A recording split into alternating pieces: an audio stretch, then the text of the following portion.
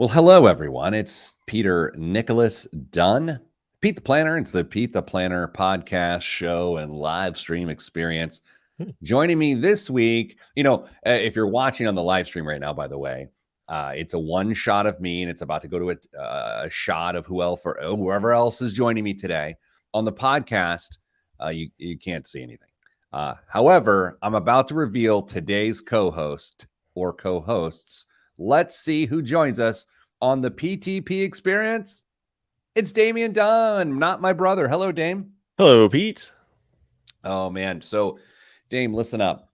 We are in a scenario in which Miscellaneous is under the weather. So she is not with us here today. I would assume she's viewing alongside of us because that's what she does when she's not working. Good day to Jameson, all-time best listener, or whatever your title is. Good to be with you. Hello, Jeremiah, who shows up as Facebook user for whatever reason.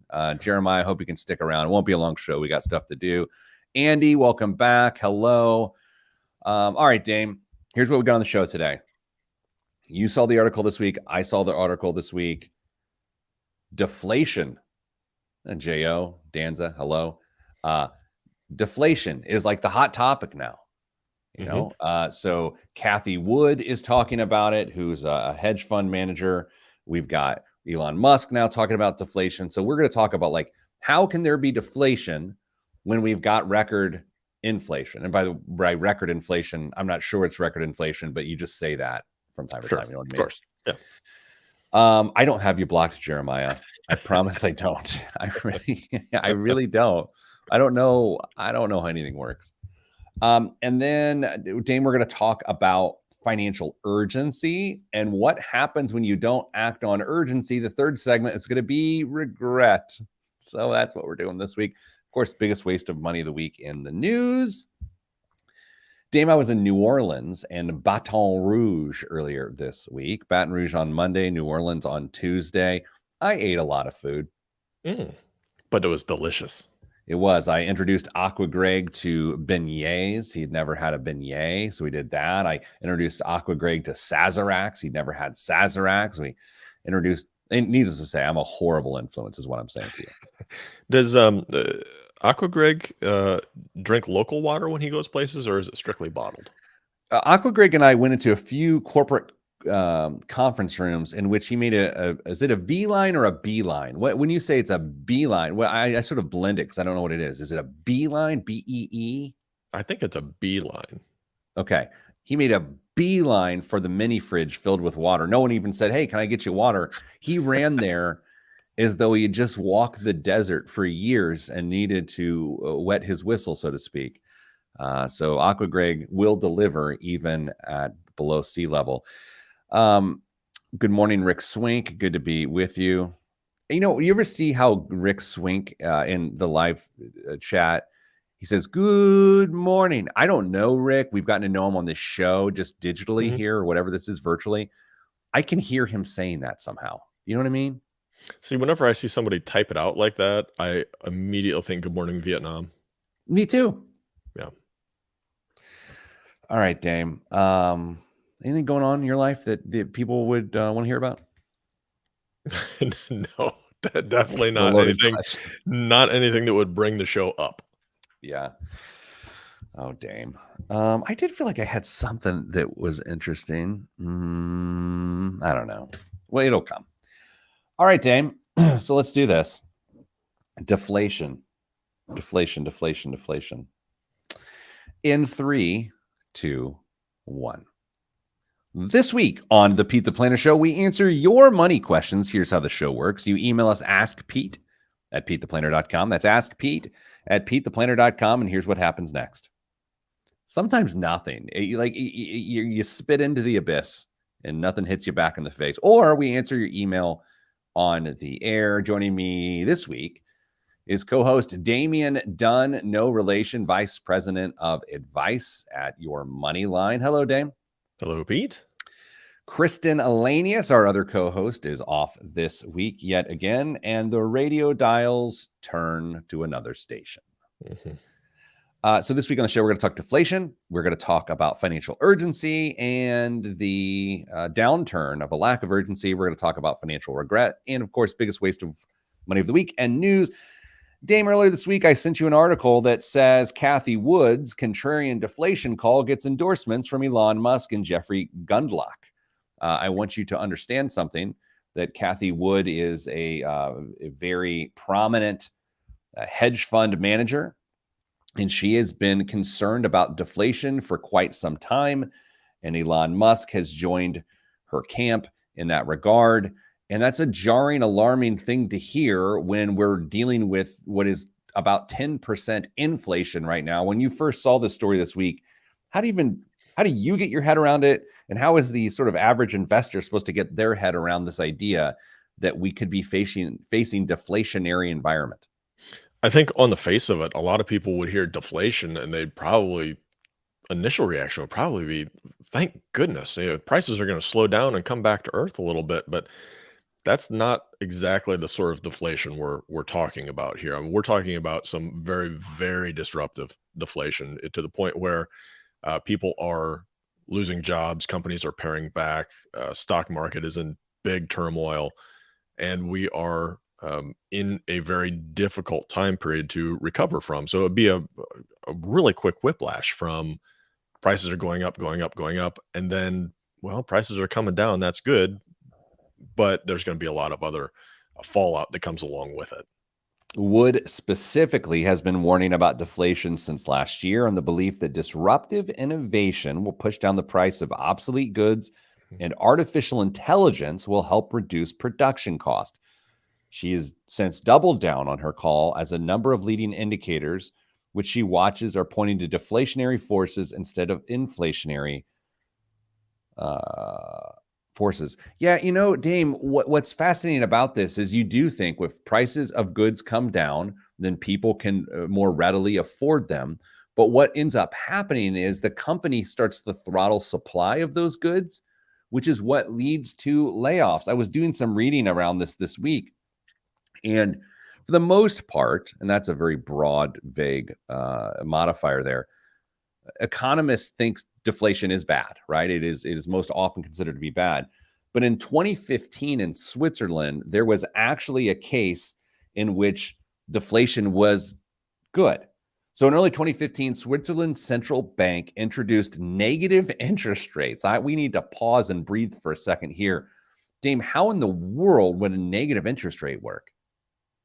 Basically, you end up paying the bank a fee to leave your money on deposit there. Greece, I think, if Greece didn't go negative, they were really, really close over the last few years. But yeah, it's the bank doesn't pay you to use your money; you pay the bank to leave it there. Okay, I gotta double pause here. I threw that to you not knowing what you were going to say because I just didn't know what it meant to have negative interest rates. That's real? Are you making that up, or is that real? You pay the bank to hold your money? Well, I don't think the bank is the one that actually gets it, but it gets passed on. But instead of you receiving interest, you are the one paying interest. All right. So Switzerland's central bank introduced negative interest rates in an attempt to curb investor demand for the country's overvalued currency. The debt crisis in neighboring countries, in combination with economic instability in Eastern Europe economies, had driven up demand for the Swiss franc by investors looking for a currency safe haven. Now, this is where this gets interesting, because they did this to cause deflation. They stoked deflation. In the aftermath, economists expected the Swiss economy to go into a recessionary tailspin. On the contrary, the economy grew and the country posted a low unemployment rate of 3.3% in 2016. Overall, the country experienced a net increase in spending power by Fed-induced deflation. Wow. Boy, I mean, you talk about pulling all sorts of levers, and if we don't even look at that in isolation, if we take the bigger picture of what we've been dealing with for the last 2.5 years and all the different things that different forces have tried to stoke spending in our economy, and then trying to slow it down, and then potentially starting it all over again and trying to stoke more spending.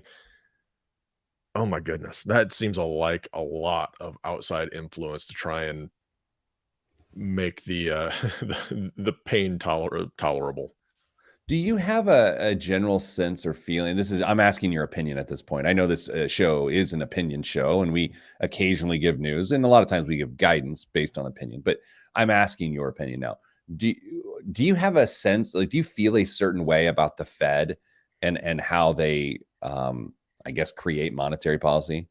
I think they're too active in their approach to monetary policy. I'd love for them to let natural cycles take more of a you know effect in what we experience on a year to year basis in the in our economy, because when you start getting too active and you start trying to make sure everything stays at just that right temperature, it gets out of control really quick. And if it goes too far one way, you may lose, you shoot all your bullets trying to prevent something, and then you don't have anything to do if a real serious emergency happens. Yeah, I don't necessarily disagree. Here's where I struggle to comprehend this. I'm just being honest. I mean, just because I host a radio show doesn't mean I know everything. In fact, I don't know much about much.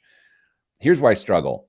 So the Trump administration and the Biden administration put out huge stimulus bills that overheated the economy, saved the economy, whatever you want to say, good, bad, whatever. And I feel like the Fed was sort of backed into this corner of, well, we have to do something to offset that. Are what you're saying is no matter what the federal government chooses to do, the Fed should sort of let it play out. Again, I'm not trying to back you into a corner, but is Um, that sort of what you're thinking? I think their approaches should be more moderated. If we have periods where things are really tough economically in the country, I think that's just part of what we should expect based on our economic system. And we have to try and get over this desire to take the sharp edges off of stuff and make everything safe for everybody. I know you can make an argument saying, well, that's just going to help the economy overall and build more, uh, bring more companies to our shores, but we can't be so involved in creating economic policy where it just becomes almost an artificial um, economy that's manipulated purely by government intervention. What's fascinating to me is that deflation can be stoked by pushing disruptive innovation, pushing down the price of Mhm. obsolete goods. Because to me, disruptive innovation pushing down the price of obsolete goods sounds like an amazing thing. Isn't I mean, are we ever going to get the George Jetson car if we don't push down the obsolete goods? Did you know that there's a personal drone called the Jetson One that is just being launched in Europe? It's amazing. I'm going to send you a video later. It's amazing. Please, please do. Is there a tent on top? There's a roll cage. You could probably put Lexan over it to make it look like a tent. Oh, I see what you Lexan? did there. No, sorry. I see what you were tying in there. Yeah. Coming up after the break, we're going to take a look at urgency. As Dame might attest, I'm currently obsessed with urgency. I love how our brain reacts to urgency and when it chooses to dismiss the need for urgency. All of that is next, right here on the Pete the Planner Show. I'm Pete the Planner. The old callback to the Porsche last week is what you were doing there. I thought you were going for the bubble that was on top of the Jetson car. Do you remember back in the day when you'd watch the A-Team or MacGyver, and they were amazing shows? And if you're watching, let's say, this week's show, you didn't have to watch last week's show to know what was going on. Have you noticed that now in good shows that people watch of the quality of MacGyver and a team, you have to know what's going on. You can't jump in on the seventh episode of Ozark. You'll be so confused. Well, what? Damn, you're an expert on nothing. What? Help me understand that. It's so much easier to catch up though with all the different streaming services that you've got now. They don't have to have standalone episodes. You can, say, all right, well, you missed half of the first season. Just go subscribe to our handy streaming service for $9 a month and catch up on that show. And you're right up with water cooler talk around your company. Did you hear that Netflix is considering going back to periodic release or whatever it's called, where they just like one this week, one next week, they're going to not blast the whole series out? I think I had heard something about that, and I have to admit, I'm unsure how I feel about that. I'm not sure I care, because the reality is there's so much other stuff to watch. Just let your show. That's what Mrs. Planner and I do. If there's a show we like, we just let it build up so we can watch it on our own pace. I think this is much easier for some people, specifically people who are into sports, to accept than others, because you only get one game, either sometimes one game a week, sometimes just a game a day, but you don't have an entire season dumped in your lap on one day where you can just binge. Can I make a Queen of England comment? Yeah, sure. I read a headline this morning that says, "Did you ever wonder what is going to happen to the Queen's handbags?" And I thought, never have I ever wanted to click on an article less than that. I mean, is that where we are in the study of the Queen of England's life? Is that we want to know what happens to her purses? Was she really? Were her purses something that people tracked? Like she's carrying a bespoke Michael Kors today. I don't know. Is that a thing? I don't know, but I'll say this: I don't know the answer to your question. I don't know. It's like I feel I know she's one of the most compelling figures in history, so people want to know everything about her life and death and everything else. I don't know. I had like weird celebrity news reaction this week, like Tom Brady, who NFL quarterback. Now everyone's talking about his marriage in the media. I know this is a thing we do. I don't know. I feel bad for these people, like this critical eye. It's just constant. Oh, it's like this guy's got to answer questions about his marriage at a press conference. That's no good. Seems like Tom could just say there'll be none of that here, and the media would just stop. I mean, imagine. I mean, seriously though, for a second, imagine you're going through marriage trouble, and I'm asking you about your marriage trouble on the air. Like, imagine that. No, that would stand up and say show's over. That would be the easiest way I would handle it.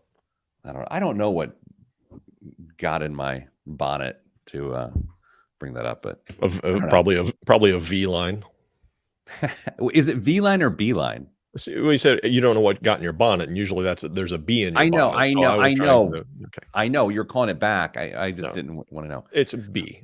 However, Rick Swink brings up a point. I'm sorry. The Brett Favre scandal. We do have to talk about that. I know just a little bit about it. Okay, so here's what I know. The state of Mississippi has a fund primarily allocated towards welfare to provide much needed services to people who are struggling. And Brett Favre was texting with the governor's people, trying to get $5 million allocated towards his daughter's school in order to build a volleyball facility. And he was really sensitive that the public would find out about his request to take $5 million out of a fund set aside to help the poorest people in one of the poorest states, if not the poorest state. And now the public has found out about it. That's terrible. Has texting hurt anybody more than Brett Favre? Yeah, I love that. Like his original texting scandal back in the day. I love how that's been completely swept under the rug. You know, which is, I don't want to compare the two situations. They're both awful in their own right. Congratulations, number 4. Yeah. Favre. I'm glad I don't spend a lot of time writing this week's topics in the description of the podcast when I post it, because I mean, how would you even? And then they talked about Brett Favre's pictures. It's like, well, they don't try and summarize what we talk about in the breaks, do they?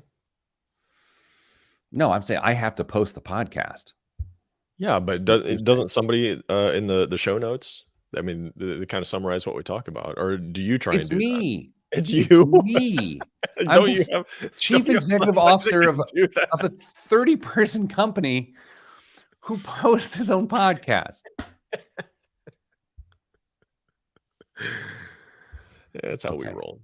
I don't know. Let's start the segment before I get sad. 3, 2, 1. Back on the Pete the Planner Show. Dame, this week in my Indianapolis Business Journal column, I explored my current favorite topic. And when you are a coworker of mine, sometimes my favorite topic becomes incredibly annoying. My current obsession, urgency. When does it hit you? Why does it hit you? And why, when is it called for, we sometimes just choose to dismiss it and absolve ourselves of the responsibility in front of us. How often have you thought about, or do you consider what you give your attention to and what you feel like needs your immediate response? Oh man, multiple times, very frequently on different levels with different perspectives. As a parent, you're always wondering, where should you be, putting your attention, where should you be putting your energy and your efforts. Is a an employee and also somebody who has people who report to them. You're always trying to balance where your attention, your focus needs to go. So, trying to determine what gets my urgency, what gets my attention is part of my day multiple times. It's funny you bring up parenting. On the way home from soccer practice last night, I'm riding our bikes home with my daughter from the soccer fields, and she wants to get a new social media app for her phone. It's called Be Real. I don't know. I've looked into it a little bit because she asked, and she's explaining why she wants it. And I'm explaining to her that her mother and I don't want her to be on social media because we love her. Mhm. And she's like, well, hey, let's talk about it some more. And so she's talking about it. She's talking about it. And I said, honey, I got to tell you, there's no urgency for me and mom on this topic. And so I don't know. I don't think it's going to get, run up the flagpole to your liking. And she's like, but it's urgent to me. And and given what I'm so obsessed with right now with urgency and like when you activate it, it got me thinking in our financial lives, how often we add urgency to something that doesn't need it, and other items that need urgency are ignored. Um, your team coaches people all week long, hundreds of people. And how often do you think it's a byproduct of misplaced or unallocated urgency? Well, that's a great question. I think there are a number of situations that we counsel people through, guide people through, that it is a lack of urgency or lack of recognition of what should be urgent. But I'm thinking about Uh, thinking about thinking about how glad you have a cough button. Is that what you're yeah, thinking about? that's exactly. Uh, Thinking about your conversation with your daughter. Um, I wonder if she would have been receptive to you trying to explain the difference between important and urgent, because there are some things in our lives and our financial lives certainly that are important and need to be addressed, but they don't fall to the level of, or rise to the level of, urgency as well. And in our financial lives, we see those very same things. I just had a recent conversation with somebody yesterday actually, where they have very urgent things on their plate, but they also have some really important things that they need to work on too. But until we can prioritize and get those things that must be addressed taken care of right now, those important things can wait. Don't lose sight of them, but they'll be there. Oh, after you get those urgent things taken care of. In our live stream chat, Jim notes he's learned to stop reacting to fake fires. Man, that is absolutely the truth. Dame, when I think about urgency in the financial life, it's hard for me not to think about saving for kids' college education. I know student loans have been the topic of this show for years, and especially the last few weeks, but your child is born, you're excited, you're terrified, you feel this sense of responsibility that you've never felt before. And in that moment, you have as many emotions as it should take to stoke action, to solve a future problem. Yet, the number of people who, oh man, this is going to sound judgmental. So I'm trying to pull back a hair. Actually, let me just pre-apologize. Maybe let me go that route. I don't mean to sound insensitive or privileged in what I'm about to say. That's basically setting up an insensitive and a privileged Yes. comment, isn't it? Yes. Yeah.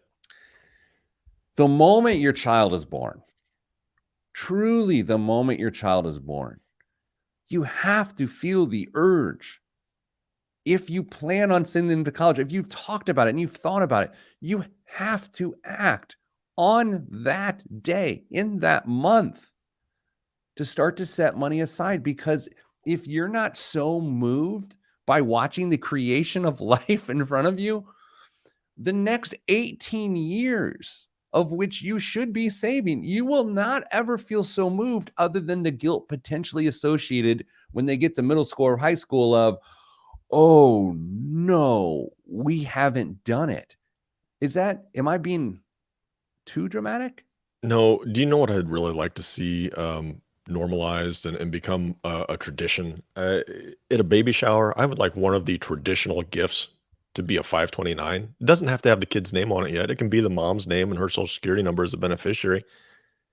And then after the child is born, have it switched over to that. But have the account already set up. If people want to, chip in $5 or whatever, at least the account is established and it's there ready to be used and contributed to for the rest of the kid's life. Yeah, I mean, I know the emotions I had when my children were born. I know my emotions I've had when they've succeeded and failed, and they're all great to learn from. Here's what I don't know the feeling of yet. I've never had a high school student. I will have a high school student next year. Now I need the cough button, See? but I will have a high school student next year. And as she matriculates through the high school and she makes her way to her junior, senior year, I don't know the emotion that comes with, are we prepared? Because Mhm. it is imminent in our house. I mean, it's very likely she goes on to college. And so I don't know that emotion and where it is on a scale of magnitude compared to the day she was born. But here's what I do know: when time passes, urgency takes on a new spin. And when you look at retirement in the same lens, it gets pretty scary. What I think happens, though, because of pop culture, I think people put urgency to things like housing and Mhm. transportation and vacations, and the lifestyle you want people to think you're living. I feel like the urgency that may existed and the prudence surrounding it in the 1950s, 60s, and 70s is nearly absent because of how connected we all are and what we want others to think about us. Well, you don't see people flexing about their emergency funds or how much they've got set aside in a savings account or a CD portfolio. It just doesn't happen. That stuff is unsexy. I mean, you can't you can't get the views by talking about stuff that people really don't care about. And unfortunately, this is where we've headed to in our society. And if we want the big flashy stuff, we don't care about incrementalism. We want it now, and we want to try and uh, you know, get as much as we can out of life. Yeah, Jim's comment earlier about not reacting to fake fires. You know what it really makes me think about is if you are so uh, inclined to watch cable news, any of them, really, the amount of breaking news stories, the Chiron always saying breaking news, and yeah, technically, in some instances, the news is developing. It's more of a developing story than it is breaking news.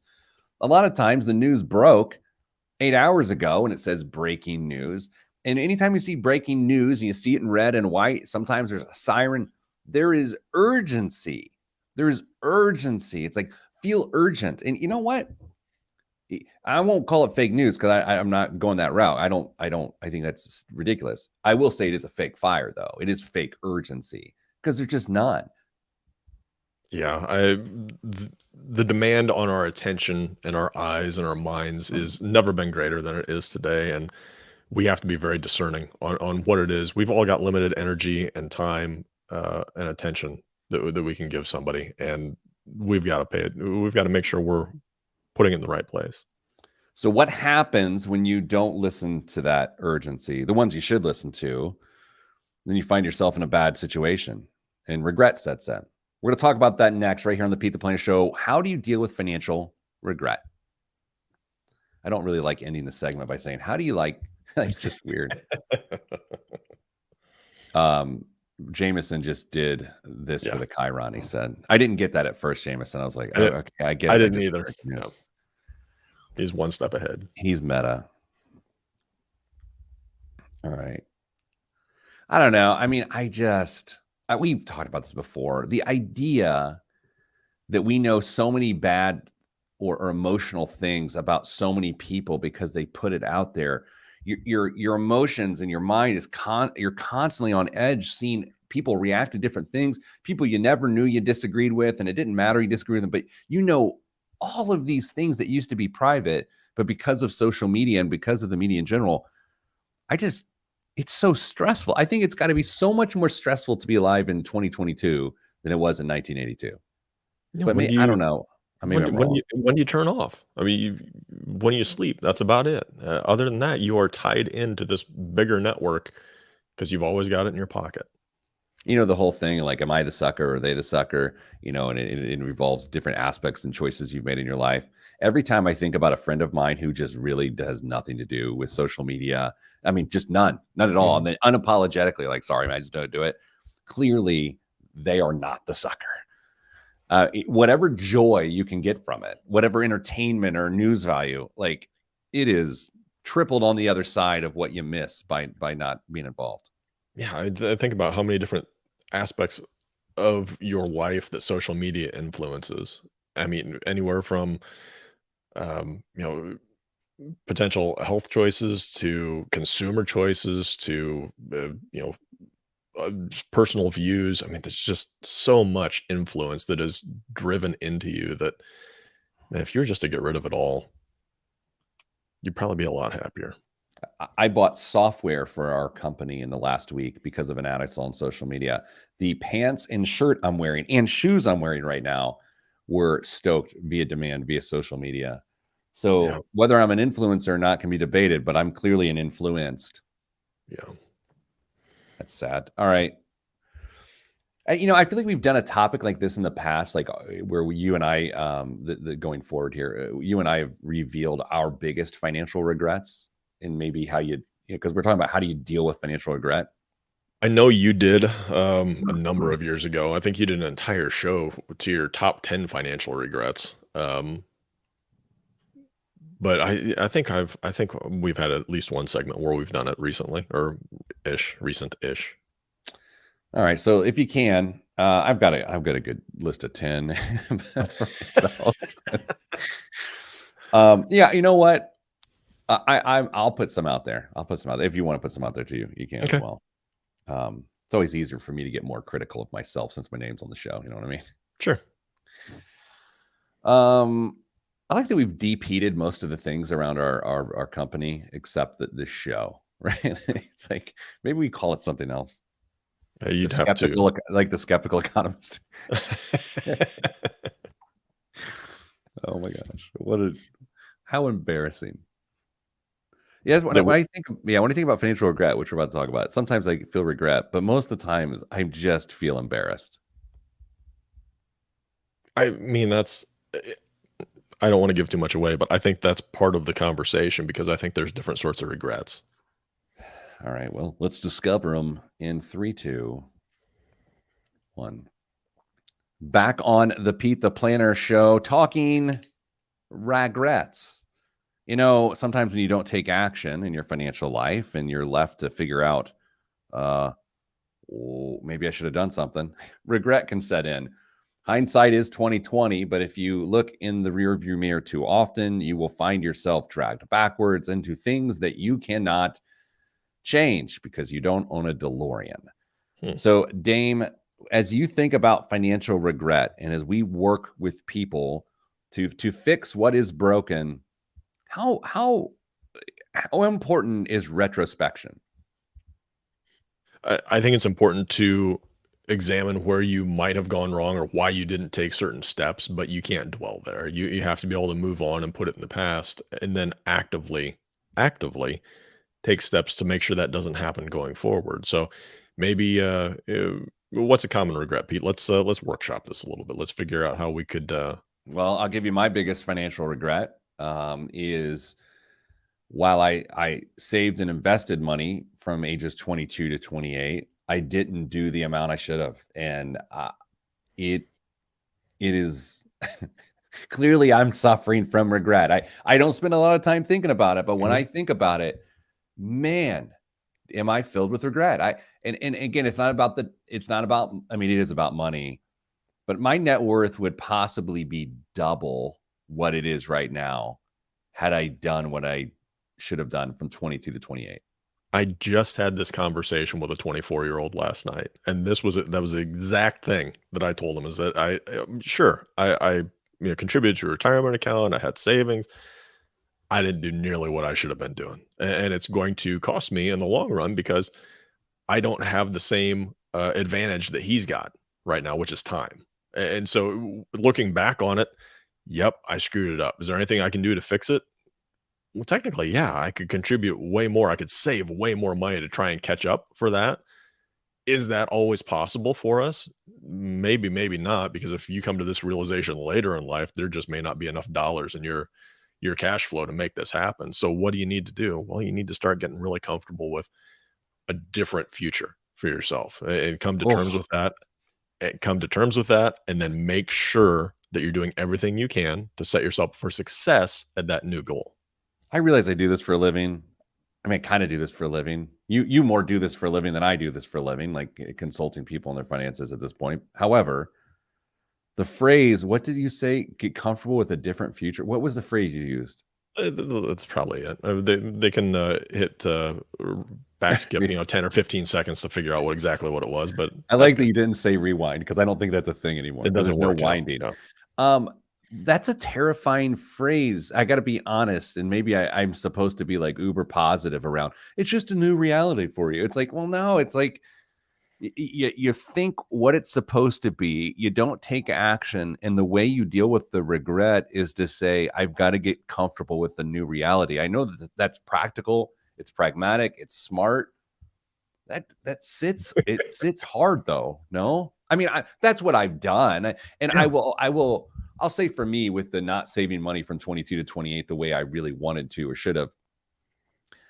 I, I didn't have a picture of what my reality would look like at age 22 anyway, Mhm. because the reality I had was the reality I was living. I was buying this and going here and doing that, and so it's only in retrospect Mhm. do I look of what the future could have been. That's one of the biggest challenges with this specific regret is that how in the world can you expect somebody who's 25 to figure out what their life is gonna look like when they're 75? We just don't know, and it's really hard to try and put yourself out into that position, even with all the cool filters on social media to make you look 75 years old now. Uh, it's just challenging to be able to do that. So I think the only answer is that once you come to this realization in your life, you're going to have to square up to it and decide, all right, well, this is probably what I should have done. I made a mistake. I regret doing that. What are my options? Well, what can I do to fix this? And then based off of that, what do things look like? I can't change that at this point. I am there. Short of winning the lottery, short of Ed McMahon showing up on my doorstep, I can't fix that. All right, so certainly putting money away is a regret, or not putting money away, I should say, is a regret. Let's go to a different angle here a little bit, Dame, because this one's a little tougher for a lot of people, and that is an investment decision you did make versus an investment decision you did not make. And to make this somewhat pertinent, let's just go the crypto route because I think, or meme stock investing, where you have regret, you have the FOMO, the FOMO driven decisions that can hurt you, that can have your money cut in half overnight. Or the other side is you thought about buying $10,000 worth of Bitcoin 6 years ago and you didn't, and you could be a millionaire. And so how do you coach people around not actually tying up the value of an investment based on its market value? One of those one of those scenarios that you just listed are much easier to deal with than the other. One where, you know what, I should have bought $10,000 and now I'd be a millionaire. You know what, I should have. Man, that would have been great, but it I will doesn't say really. I agree, but I think you and I both have run across people that actually can't get past that. Like I have, I mean, I have, and it should be easier, but for some people, they'll just tell you about it forever. Yeah. So I guess if we're going to look at those people on either side of those equations having an equal amount of regret for this, again, I think you have to look at, okay, this is something that I could or should have or shouldn't have done in the past. Maybe I learned a very expensive lesson. Maybe I going to have that little nagging thought in the back of my mind on what could have been if I just done this or that. But at that point, it's time to, start building those habits that are going to lead to success in the future. I think you've got to just start accepting some of that stuff and uh, and move on. I see. This is why I happen to think financial advisors are so wickedly important for most people. Because Dame, I want to take both sides of this thing. Imagine you um, lost a lot of money because Mhm. you made a bad trading decision, and so the regret is I lost a bunch of money. It's conceivable that you learned something from that. It's also possible that it creates this sense of urgency to be right. It's this, pent up desire to be proven right. And so it's like, well, I got to be bolder. When and in reality, you don't need to be bolder. You probably need to be more conservative. And that's the lesson to learn. But let's go to the other side. And this is what's terrifying. When you didn't invest and you feel Mhm. like you should have invested in a specific thing and you miss that run. So now your ears are up and you're looking for what is the next rocket ship. That is regret that leads to terrible decisions. Yeah. That's terrifying because that's what has happened in the last 3 years is that, AMC takes off and now it's like, okay, what's the hot one now? It's Bed Bath and Beyond. Like, what is it? Right. Yeah. So you do need that voice of moderation and consistency in your life. If you're trying to do this all on your own and you recognize some of these weaknesses, uh, be upfront with yourself and say, you know what, I just need to bounce some ideas off of everybody else or somebody else, and hopefully you don't find that person online who's going to try and sell you stuff that you don't need. But ask for help, get some guidance. And I'm not saying that you've got big issues, but you can't be expected to be an expert in everything. And investing is one of those things where people get really hung up because it's got emotion, it's got money, it's got all sorts of things that are going to bring us to incredible points of weakness to make bad decisions. And sometimes that voice can help guide you through. When we were doing our pre-production meeting 30 seconds before air, and we sort of tied urgency and regret together. It seemed like a good idea, but now the more we talk about it, it's actually more terrifying, right? It's more, they are more linked. That when you don't show the right amount of urgency or you put urgency towards the wrong matter, those are what can lead to regret. As much as we love to come on the show every week and tell everyone, don't go into debt, make a budget, save for the future. It's not that simple because we got to battle our own brains as we try to do these things. Coming up after the break, biggest waste of money of the week and the news right here on the Pete the Planner Show.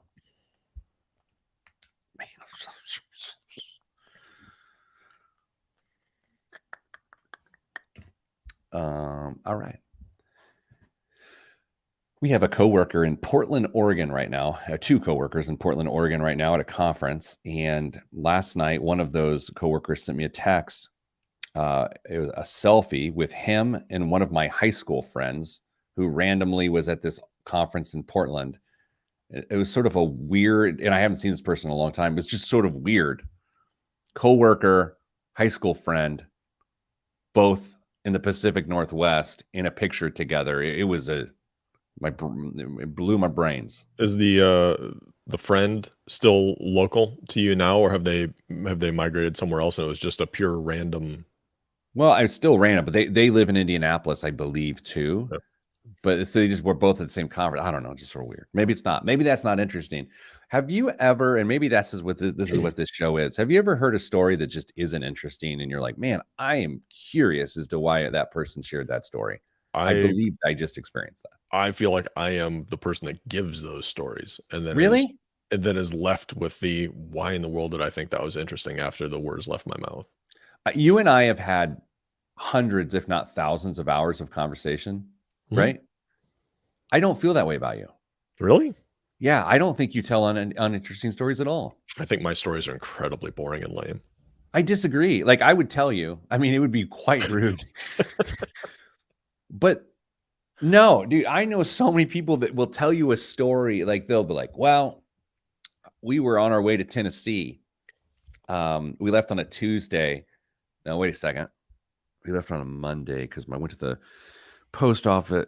No, it was actually, it was a Tuesday. And we stopped at a Cracker Barrel, and our waitress had a son that went to Cornell. And it's just like, what? Why? What? Unless the end of the story is they turned into a unicorn and flew off and sprinkled dust all over the Rust Belt. I don't care. Am I rude for not caring about that terrible story? No, I had a friend who told me at one point that if you find yourself in a position like that, just end the story with, and then I found $5 to try and pick things up on the backside, just to try. Oh, you found $5, and then It's a great technique. Oh, look at this. What do you think, Dame? I love the visual reference that I'm giving to the podcast listeners right yeah, so they love this. now. Sorry, everybody. A little inside baseball. Hi, Dame's mom. All right, so Dame, let's do the final segment. I mean, I know Jeremiah may or may not be here, but I know there's other things to get done in the day. Wouldn't that be really funny if he had things to do and left early? Yeah, probably. That'd be best. Yeah, dude, I don't think you tell bad stories. I don't want you. I mean, I have several other criticisms of you. That's not one of them. I will be very transparent. I've listened to podcasts about how to tell better stories. I don't think you tell bad stories. Well, but you know what the worst thing is someone who thinks they tell good stories and they're bad. Like, I could actually be in that camp. You know what I mean? Like, it's more, frankly, I'm being honest, it is more likely that I'm in that camp than it is that you are in the bad storytelling camp. Because I think you tell, I like your story. yeah, but see, you've got one really big advantage, and that's delivery. You can deliver something, and so even if it's an average story, you bring it up just by being you. Here's how you make sure you don't tell bad stories. These are my tips. Number one, don't disagree with your own story. Don't revise the details once they come out. People love to do that, and it makes for a terrible story. That's where it's like, well, last Tuesday, and it's like, no, actually, and then you're debating yourself, and the person's like, hey, I found $5. Doesn't matter. Second thing is, you've got to change your tone. You've got to you got to change your pace. You got to go a little faster. Like that makes for a better story. Because the second I'm going through this, all of a sudden people are like, oh yeah, I know people that don't do either of those two things, and their stories are terrible.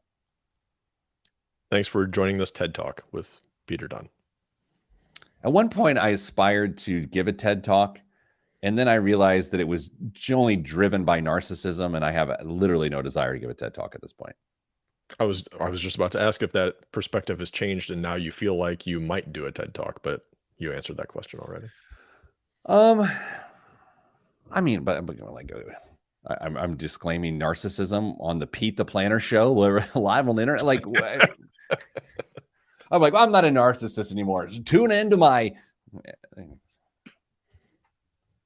This is what happens when Kristen's not on the show. I was actually just thinking about how Kristen could have potentially saved this from happening, but I don't, I bet she's just not feeling well because she hasn't even jumped up in the comments. You know what I'm saying? I told her to go back to bed, so hopefully she's doing I hope she is not listening to us. That's the last thing she needs right now. All right. Yeah. Let's finish this. Let's finish this thing. Finish him. In 3, 2, 1. This week's biggest waste of money of the week right here on the Pete the Planner show is the Barber Wax Dog Coat. Barber is applying the same care and quality they put into their wax coats for man to outfit his best friend. The Wax Dog Coat uses the brand's signature waxed cotton to create a rugged, water-resistant shell. Lightweight cotton in the iconic tartan print lines the underneath, providing enough warmth for the cool autumn months, while a cord collar adds a sophisticated detail. Timeout. How much sophistication does a dog coat need? Like is it someone to be like, oh, that's not formal enough to be at the Met? Like what, or the vet for that matter. For a secured fit, it's fastened with a Velcro strap around the neck and a belted buckle underbelly. Dame, I admit, when we had a dog, whether it was Otis or Ernie, our pugs, we did occasionally dress them in things, Colts jerseys, golf shirts. Otis was a rabbi for Halloween one year. He had a yarmulke and a prayer cloth. Just pretty standard stuff. Mhm. And I'm also I'm not Jewish, so I don't know why that choice was made. Do you dress your animals in coats and things? Usually sweaters in the winter because it does get cold and they don't have a lot of fur, so it's good. And we do have coats, not waxed cotton or waxed canvas, but we do have little blanket coats that we can put on them. Have you ever called your skin a coat? No, And yet we call a dog's outer wardrobe a coat, do we not? a coat of fur. I don't think. I think there's skin and then a coat of fur. A What I'm fur saying is like coat. why have two coats? What do you think this thing costs? 129.95. We've had several people in the live chat on Facebook guess it correctly. It's $79.99. I okay. There's something going on there. There's no way multiple people got this right. Dame, what's in the news this week? Xtel Development is listing a penthouse at Manhattan's Central Park Tower, a triplex more than 1,400 feet up, at $250 million. That's the What? highest current listing price in the United States, according to Zillow, topping the $225 million asked for Michael Eisner's California estate. If a buyer pays the price, the condo will become the country's most expensive home, breaking the record set when a condo across the street sold for about $238 million. Now, Pete, I know you're wondering what the mortgage payment on this would be. I So am. What assuming did you see the square footage or not? four, it says it's just 1,400 feet up. So no, I don't know Okay. the square foot of the property itself. Okay. Um, assuming you put 20% down and went with a 30-year option, you're looking at a number between 1.1 and 1.2 million dollars a month. That doesn't, of course, count taxes, insurance, fees, and probably what is the most ridiculous HOA ever. Yeah, I bet it's amazing. I bet it's amazing. But at what point in time, like how many people can actually afford that? What do you think? How many people can afford $1.3 million a month? Probably more than we would like to admit, but That was, yeah, probably more than we would guess. wow. That's a lot. Okay, so I give you a gift certificate for a house, 250 million, and the two choices in front of you are California estate or New York penthouse. Those are your only two choices. Don't try to deviate from this. Which do you choose? This is a great question, by the way. Oh man. California, because I can still get to some wide open space. I could live almost anywhere in California. It wouldn't have to be on the coast. So I could move Central California or Eastern. I'm on the fence. I think I might choose the penthouse. I I mean, love New York. the penthouse would be just amazing. The views would be astonishing. There's a lot going for it there, but I would still be in New York, and I One of my favorite phrases is like walking across the street in New York and someone honks at you and you go, "I'm walking here." You can't do that at a California estate. I mean, no point in time does it make any sense. Hey, I'm walking here. You can't you do don't that. think people from New York visit California? I don't know. I just feel like if you got that much space at a California estate, at no point in time where you're going, "I'm walking here." Say whatever you want. You'll probably own hundreds and hundreds of acres for $250 million in lots of parts of California. What else is in the news? More than 1,600 merchants, including Walmart and Target, are urging U.S. lawmakers to pass legislation that aims to break the hold that Visa and MasterCard have over the credit card market. The bill would give merchants the right to route many credit card payments over networks other than Visa and MasterCard. In a letter this week to all members of Congress, the merchants said the proposed legislation would increase competition, leading to a reduction in the fees they pay when they accept credit cards. The merchants said the fees are passed along to consumers in the form of higher prices. Quote, swipe fees for credit cards are higher in the United States than anywhere else in the industrialized world, more than 7 times as high as Europe, said the merchant group, which includes a diverse assortment of small businesses such as gas stations, restaurants, and grocers, along with giant chain retailers. Quote, in 2021 alone, U.S. merchants and consumers paid nearly $138 billion in credit card fees. Looking for the downside. I'm looking for the downside, and I cannot find it. These bespeckled eyes of mine cannot find the downside to this story. Dame, this is like, come on, like unless the credit card lobby is as powerful as we all know it is, Like, come on, let's go. Let's do Yeah. it. So unless you own a Visa or MasterCard stock, then there might be some downside to this. But as a Okay, look, consumer, yeah, go what's for it. the downside? Can you think of it? No. I mean, transactions are gonna happen. I don't care if it takes 0.05 seconds for that transaction to be completed or zero point 0.5 seconds for that transaction to be completed. If the lines are a little bit slower with a different company, who cares? It's still gonna get done. Conceivably, here's where I think this gets bad, but I think it's actually for the merchants. What in order to process all these different sorts of cards, you would need the equipment and software and infrastructure to deal with that many different sort of That's true. languages, if you will. So That's true. it feels like, and which would be more expensive, which then they would just, when they just pass that cost on to the consumer anyway, maybe is that the argument? But what the merchants had to have thought of that. I would think. I mean, some of those fees probably go back into helping support rewards programs for different credit cards and all that. I mean, Oh yeah. on top of the annual fees that some cards come with. So I would imagine there's got to be room for a very low fee credit card transfer system. Clearly there is. It works in Europe, so there must be something there. What else is in the news? Americans as a whole have experienced 2 years in a row of flat or declining household income, new government data showed on Tuesday, reflecting the pandemic's lingering economic pain as inflation is also taking the largest bite out of pocketbooks in 4 decades. In its annual assessment, the nation's financial well being, the Census Bureau said median household income of about $70,800 in 2021 wasn't different in statistically significant ways from the inflation adjusted 2020 estimate of about $71,200. The lack of any real growth for 2021 follows a decrease in incomes recorded in 2020, the first year of the pandemic. Totals in 2020 and 2021 were boosted by significant government spending in response to the pandemic that helped reduce poverty. Okay, here we go, Pete. The Census Bureau said incomes were highest in the West at about $79,400, the Northeast at about $77,500, followed by the Midwest at $71,100, and the South at $63,400. That makes the Brett Favre situation much worse. Yes. So I'm going to show my general lack of intelligence here.